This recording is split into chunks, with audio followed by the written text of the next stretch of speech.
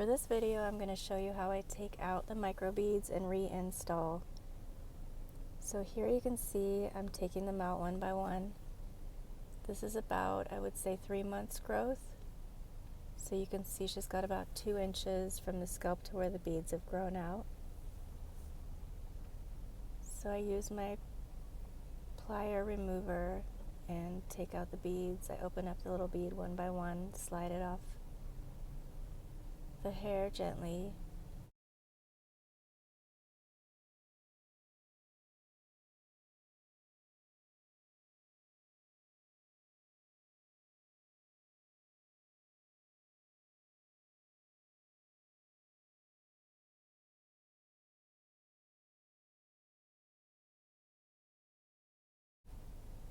After I take the beads off and I go row by row, I brush out all the old hair that's been stuck in the bead just from natural shedding.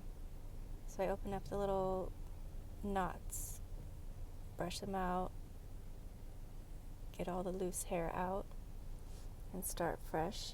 Make my clean parts, and then I start reinstalling the eye tips one by one.